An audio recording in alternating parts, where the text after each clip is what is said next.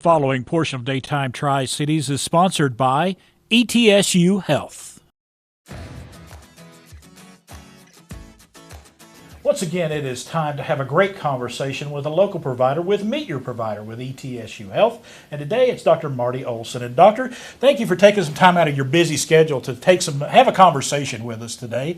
Let's talk about your OBGYN specialty. Talk to me, you have some beyond that, you have even more specialties called MAT. Tell us what MAT is all about. MAT is medication-assisted therapy, and that is a harm reduction technique used to help people cope with opioid addiction.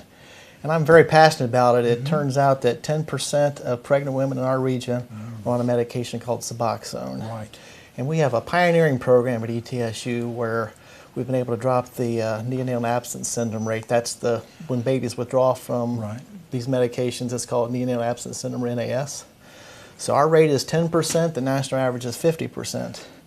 And I'm also pleased to point out that other providers in the community have seen our work and said, well, if they can do it, we can do it too. So for our region, we've actually, for Johnson City, it's only 25%. So way below the national average. That's right. So you can hang your hat on that. I mean, and there's a lot of folks that are putting a lot of effort into getting those numbers lower, aren't there? There are. I'd like to really thank the entire institution for all the support that they show for that program. And I'd also like to thank the patients, because when I have a patient that walks in and says, I'm pregnant, I need to take charge of this situation, I need to admit I'm addicted to drugs and do something, well, that's a patient that I'm ready to work with and help, and I'm so proud of so many patients and all the progress that they've made. Now, it's a voluntary program, so if a patient says, I just want to do what I've been doing, that's what's best for me, well, then we'll take care of their obstetric needs, and they'll still go to their community MAT provider. You sound very passionate about this. Is this something that drives you to go to work every day? Oh, it really is, yes, because I've always been attracted to patients that I see as marginalized, and this is a group of people that have to deal with stigma, and they come in and they are sometimes crying because of the situation they're in, and our job as their providers is to pick them up and put them on the path to success, and I'm really proud of so many of them. They're on the path to success. How did you start on your path to success of coming here to ETSU Health? Well, I've been here for 31 years, so I've seen peaks and valleys. It's really a great community. It is. My daughter grew up here. It was a great place to raise a child.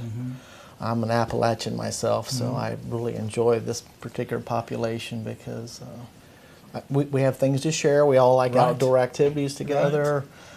We all go look in the woods. I talk about the farm where my mother was born. My grandfather was born before that, and I can really enjoy this population. You know, it goes back, we talk about the population and those numbers you mentioned earlier with MAT. We take pride in our region, and to get those numbers lower, that's a big sense of pride for what you're doing, isn't it? Well, I'm really proud of it, but like I said, it's not just me. You're right. There's a whole team. I'm proud of them, but the institution has really stepped up and said, to have a part in that, that's you can tell you're really passionate about it. I can see it in your eyes when you talk about it. That's fantastic. But your personal life, your professional life, do you glean a lot of what you need to do in your professional life from your personal life? Well, I do. Like many Appalachians, I really think if you walked into a room and people were honest, you said, who has a family member or somebody they love, raise your hand, that 80% would raise their hand, and I would be one of them.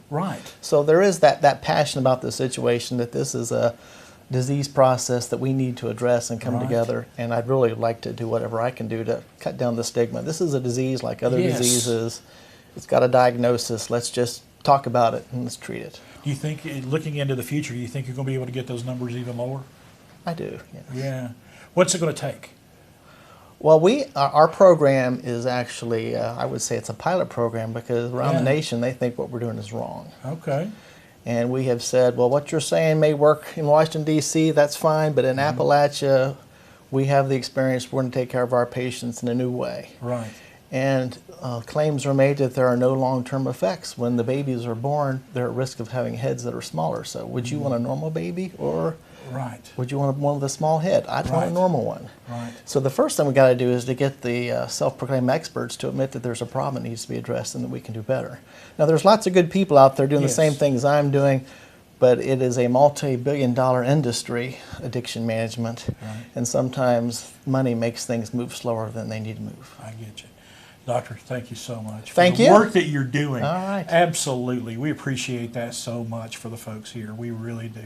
Dr. Marty Olsen, folks, this week's Meet Your Provider with ETSU Health. Thank you. The preceding portion of Daytime Tri-Cities was sponsored by ETSU Health.